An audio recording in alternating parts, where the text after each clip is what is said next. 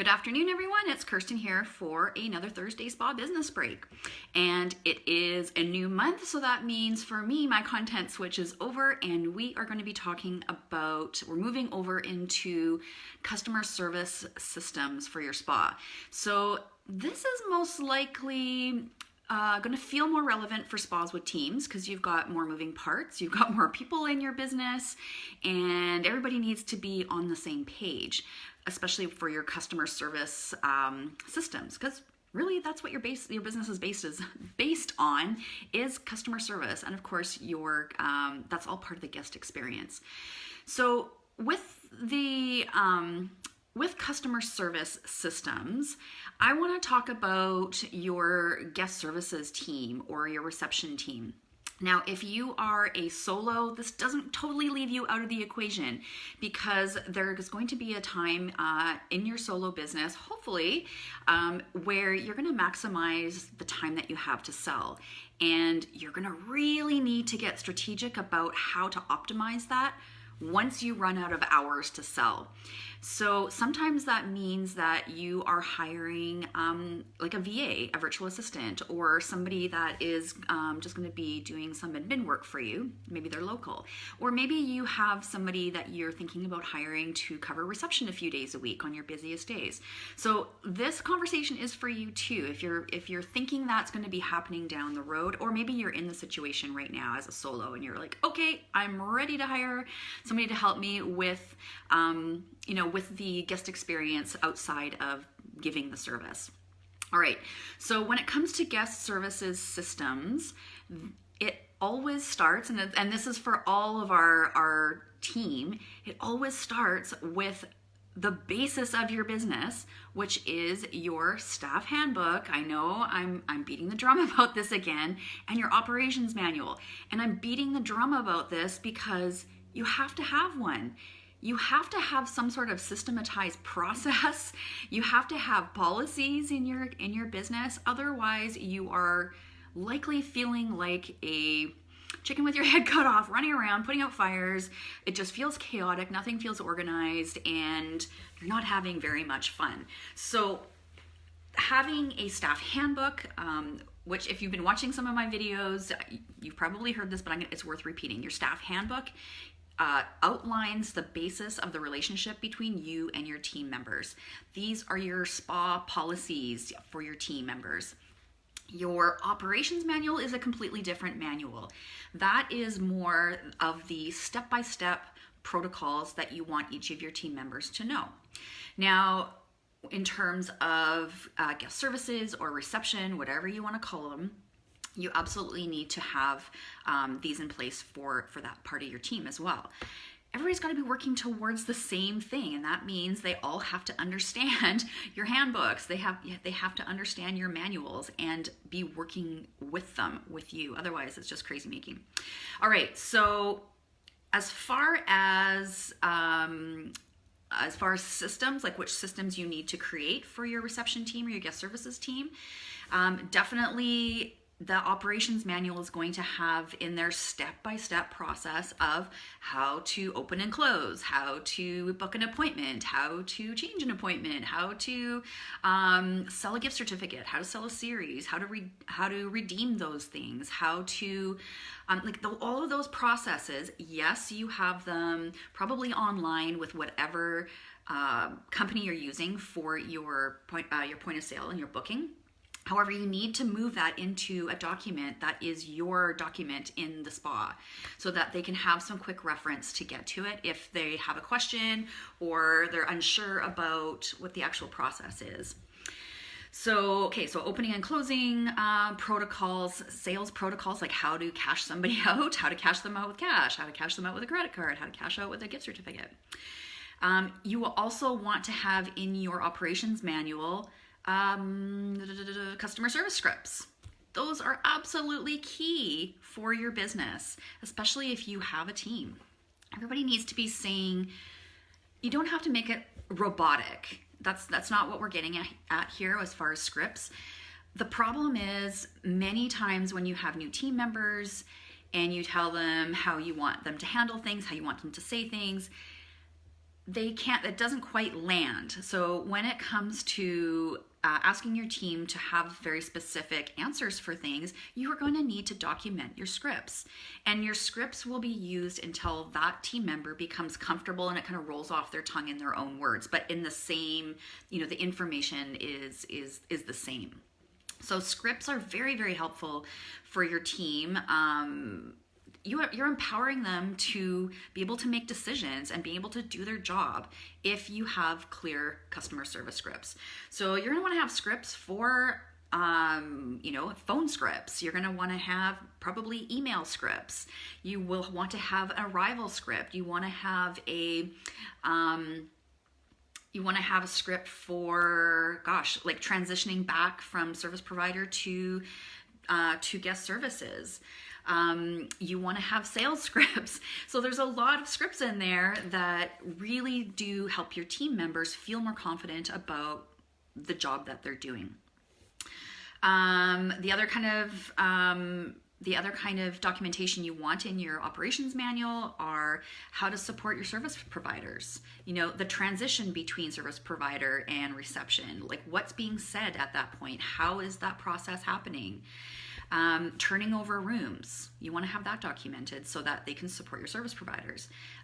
Retail assistants, how do you want to set up scripts and process for supporting, if your service provider has done all the work as far as sharing their skincare prescriptions or their retail recommendations, but they don't have enough time, they've got to move on to the next client. You want to have some sort of process that everybody's following when that instance comes up, as far as how to transition the client from service provider to reception and what you want reception to be saying.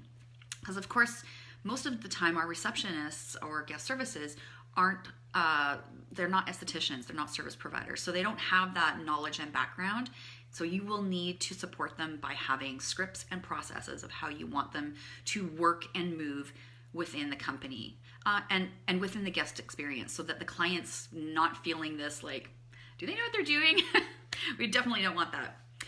The other pieces that you want in your handbook for your guest services are inventory protocols. If you are having them do some of the basic inventory, this is where it's I highly recommend that if you are still doing all of your inventory as far as even counting it, and you are really busy with other things, that is something that you can delegate to one of your receptionists, is to do the count for inventory or to do the receiving or to do, there's pieces in here that you can identify that you can actually, you can delegate to them. Hey, Mike, how are you? It's great to see you here. Mike, I love your posts on your personal page. They're really funny. I really get a kick out of them. And then, of course, you want to have downtime duties as like a little cheat sheet. And you want to have cheat sheets for customer service scripts, so they don't have to kind of dig into a manual, not necessarily. So those are the kinds of things that you want to include in your handbook, staff handbook, and your operations manual for guest services. Just make sure everybody's working on the same path, right? Okay, the next system that you want to have for guest services is a training and testing system. So again, we have our spa industry that is usually used to, just maybe doing a quick orientation, showing somebody around, having them shadow you to book appointments. So it's all very loosey-goosey, all very verbal. There might be a little bit of documentation support, but most of the times I'm not seeing that. Most spas have a specific training program with different modules for their guest services team. Now, with your training systems, not only do you want to have them broken up into modules so that they're consumed easier for your new team members, but you also want to have some sort of testing process so that they can prove that they understand how to do what they do. I mean, I lived in my early 20s when I was putting myself through aesthetic schools. I worked at Earl's Restaurant. And one of the things that I still to this day very much look up to with that company was their training system for their staff, both like even if you were a bartender, if you were a hostess, if you were a server, if you're in the kitchen, everybody had training, but there was also testing. So as a server, I was tested on the menu. I had a one-on-one with my manager. We did verbal testing. I needed to explain to her. She would, explain to me, I want to order the Chief Chef Chuck's chicken curry, what's it like? And I had to verbally say that, say it to her. And they definitely didn't pass everybody on the first time. You needed to have that scripting roll off your tongue so that they felt comfortable as management to put you on the floor with their customers. So that same kind of concept needs to be pulled through into our industry, training and testing. So if you've got guest services, the testing would look like you're going to have a module on services. You're going to need to have a little test for them that they can, it's a written test, and they can write out what they what they know about each service, features and benefits. You want to have a little bit of a verbal test on that so that you are confident that it can roll off their tongue, and that they're not going to appear to clients that they don't know what they're doing there. Okay, so training needs to be broken down into modules. You're not going to advance them to the next module until they pass their test. That's really how it goes. That's how you hold people accountable in their training programs. And it essentially helps you to mitigate putting out fires all over the place afterwards, right? There's always going to be a certain amount of coaching and supporting when a new team member is hired. Like the first 3 months, you really do have to handhold them. And then 3 to 6 months, they should be able to work on their own, think on their own, critically think on their own, maybe coming to you for a little bit of support. But that might be a little bit of an expectations management for you as far as how long should I be handholding my team members. Okay, the next system that you want to have for your guest services is a communication system. How is your team communicating with each other, with their peers? How are they communicating with your spa manager? How are they communicating with the owner? Are you using something like a tech like Slack? Slack's fantastic. And even Slack, for those of you who are using MindBody, there's an integration with Slack. And Slack has an app on your phone. So, if you are using a technology like Slack, then you and your team members can stay abreast of what's happening, up to date. It's on your phone. I personally use Slack for my team. We're a remote team, so we really do need to make sure that we're communicating well. And we all love Slack. It's super easy and very functional too. Another way, as far as communication, you could choose to go like good old-fashioned notebook. I used that for years. I know spas that still use that. They just have a notebook, kind of like this one I'm using, and they have all the team members know that any kind of communication needs to happen in the logbook. Everybody needs to initial each entry that they see in there so that everybody knows we've seen it. Or you can do something like maybe create a private Facebook group for your private Facebook chat, or a private Facebook group for your staff members. So there's lots of options as far as communicating, but you need to have some sort of system of communication, and then that communication would also be mapped out in your operations manual about how you want each department to be communicating with you. All right, final system for your guest services team is a sales system. Now, I think sometimes as spa owners, we sometimes forget that our reception teams can be very powerful sales teams. A lot of times we're putting most of the pressure and the expectation on our service providers. But our guest services teams need to know how to sell and not icky selling. So you need to be able to train them the process of your sales system, and you definitely want to have sales scripts, because that is one piece that really a lot of staff members feel uncomfortable about.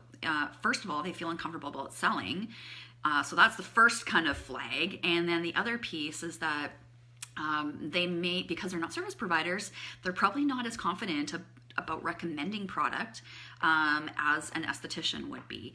But they still need to know features and benefits. You may not want to be having them prescribe products for people, but they definitely need to be able to hold a conversation with a client when they have questions about it. There's nothing worse than, and I've had this experience where I've been ready to go into a facility and drop a good chunk of money, and the receptionist didn't know anything. She couldn't tell me anything really about the product. And I was so disappointed because I really wanted to buy. I was ready to buy. I wanted to buy. I kind of knew what I wanted. I knew about the line that it was a makeup line that I was interested in. And I wanted to go and talk to somebody and have them help me choose the colors and walk me through some of the different products. But it was a total flop.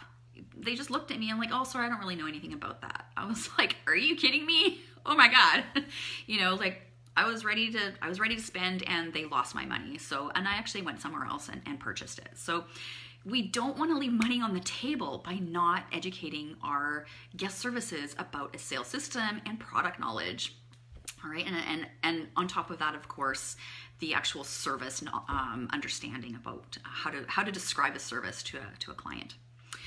All right, so that are my 4 points for what does your guest services need as far as systems. Well, it starts with your handbook and operations manual. That is like the absolute basis. If you don't have that, how else are you going to build out your protocols? How else do you build out your policies? How else do you communicate them? If you're relying all on yourself in your head and verbally telling people when you get a chance to tell them, it's going to be extremely difficult to leverage your business. Very, very, very difficult. So if you're feeling a little crazy with your business as far as organization, I would say put a halt on any growth initiatives that you're distracting yourself with, because you have a job to do. You have a job to get your business organized first. You have a job to get your team organized first. You have a job to get your team empowered to work in your company before you start putting a lot of energy into marketing campaigns, because there's no use putting all that time and energy into marketing when you've got a leaky bucket, when you've got holes in your systems, when you've got team members that don't understand processes, that don't understand product knowledge, that you're bound to have less client retention if you don't have a strong foundation with your operations manual and your staff handbook. So it really, really starts from there. So if you have any questions about anything that I've been talking about today, or if you have an opinion about it, pop it down there in the comments. I'm always happy to chat about this. And if you are in desperate need of an operations manual and a staff handbook, connect with me, because I have both as templates, and I also have a new spa manager manual that's a template. So all of those are available from me. All of those are available with coaching, and in order to help you customize it. Because what I find is it's okay to have a template for some of these documents, but a lot of you guys don't know how to complete them, and that's okay, because it's just new information. But it's time to get organized, and the only way to do that is to have things documented. So if you need support, that's what I'm here for. All right, that's it for me for today's Thursday Spa Business Break. Next week, I will be back here at noon-ish, and I say noon-ish because I will be traveling with my husband up to Tofino, BC for his work, and so I'll be on the road. So I'll do a Facebook Live on the road. Okay, we'll see you next week. Thanks for showing up, you guys. Bye.